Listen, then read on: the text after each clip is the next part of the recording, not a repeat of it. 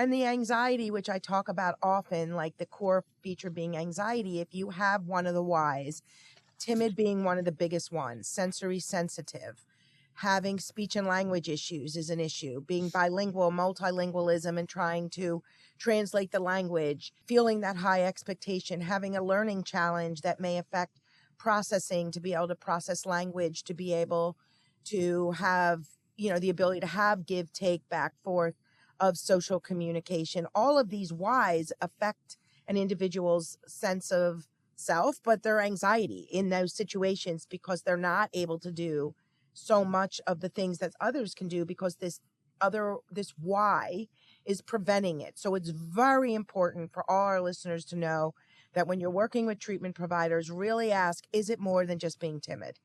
And the key feature for all of this, which we'll talk about with autism, is that these symptoms exist in the home. So a child with speech and language issues may be more comfortable in the home, but if they have an expressive language disorder, they're going to have a difficult time putting their thoughts together and say it. They may get frustrated, open-ended, thought-provoking questions.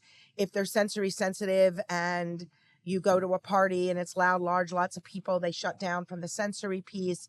If an individual has, variety of reasons, right? Auditory processing, these symptoms will exist in the home environment.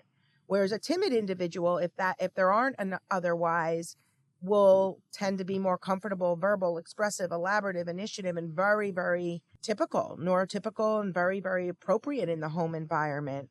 And then we talk about autism, right? And I want to talk about what is autism and what are those core features. Yeah. So, autism is a neurodevelopmental disorder. So I think it's really important to distinguish that you're born with autism. It's something that you might see at a very young age. However, as kids get older and maybe there's more demands, you might see a different presentation. So we are seeing that more kids are coming in who maybe are what we consider like our COVID kids, where they might have not seen as many of these things, and just with having more social interactions, they're seeing more of those difficulties. But what I would say is there's almost two categories of autism.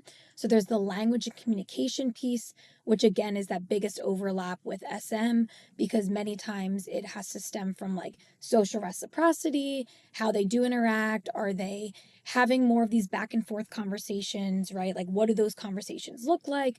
But also even non-verbally. So like gestures, giving a head nod to kind of like clarify that you understood a question, using descriptive gestures like I'm doing now to kind of describe things. So there's definitely different forms of communication. And so we look at a lot of those elements.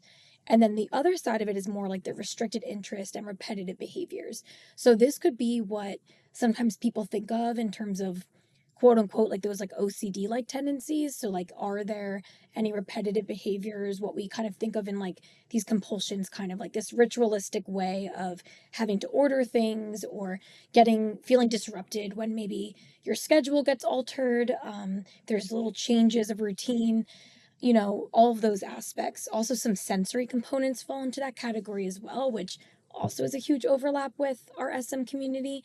And what I would also say is the biggest feature here is I have many individuals that come in and they might be more shut down. But for someone on the spectrum, if they come in and let's say they're really interested in butterflies, right? I don't know if you can see, but I have many butterflies in my office. And so they might be more shut down, right? I'm asking them questions. And then all of a sudden I bring up like, what's your favorite insect? And it's a high interest for them. And they maybe verbalize butterflies, right? And then they start telling me a story about butterflies, or they start describing butterflies or facts about butterflies, right?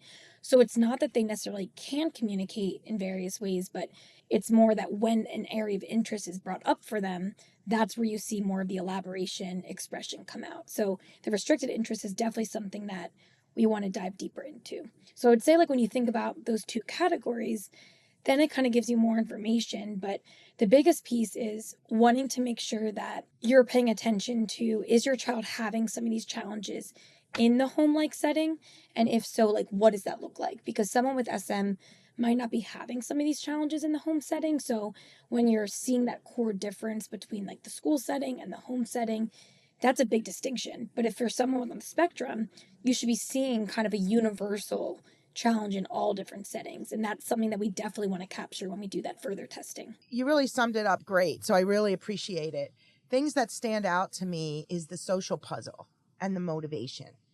When I'm working with, let's say, a teen that was diagnosed with SM, and I can list, 10 cases in the last month or two that I've seen where they were diagnosed with SM years ago, treated for SM. The SM, they may have made some progress, but they're not engaging with peers the way they would expect to be, where parents are frustrated often saying, I don't understand it. He won't talk to his friends. I'm thinking, are they real friends? Like, does he have friends? Or is it over the interest that he's interacting? But it's that social puzzle, like trying to figure out what to say, how to say it, when to say it. The social nuances are so difficult for so many individuals on the spectrum that that will cause anxiety.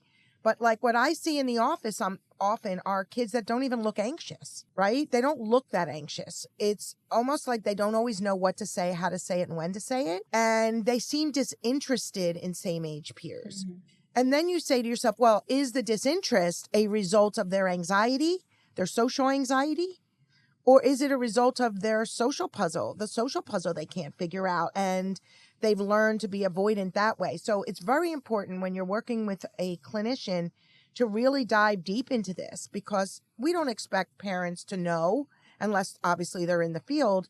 But this is where getting proper help is so key, because you've got to distinguish between the anxiety for the social puzzle that's hard to figure out versus other reasons for anxiety, being timid. Look, a very socially anxious individual is very avoidant. And as years go on, they do begin to you don't use it, you lose it. You lack the skills and you are a little more delayed in your skills. But then I bring up comfort versus skills. Individuals on the autism spectrum really lack the skills. Mm-hmm. Whereas individuals that are not on the spectrum, when they're comfortable, when you build rapport, when you really work on that through the school accommodations, interventions, through the parents, setting up situations, clubs, activities, small groups, and really building those connections, the friendships naturally evolve. But with autism, it doesn't work that way, that social puzzle. The other key feature that I see, and I'd love you to chime in on this, is the motivation. Typically, I see these kids, and again, I'm thinking about teens, because I think young kids on the spectrum present very differently. Their kind of awkwardness, so to speak, if you want to call it that, social awkwardness is very, very evident. Whereas as the kids get older, they're almost aloof, disinterested, not engaging. Whereas younger kids, we see it at Communicamp all the time, kind of how they act. They may not even appear quote unquote shy at all. They may go up to somebody inappropriately and say something or do something that's like, wait, that's not like socially appropriate. So we'll see these behaviors, the repetitive behaviors, kind of the rigidity, if the schedule's altered, you see them kind of melt down from that, and the behaviors, the extreme sensory issues, things like that. But what I see as kids get older is the lack of motivation for change.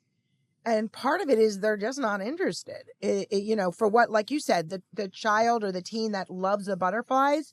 It reminds me of a little boy years ago that came into my office, and we had a ceiling fan at the time, and he was completely mute. Comfort was there. He looked comfortable, smiled, ran over, got a toy, brought it to me, not interested in, not able to speak, didn't speak at all.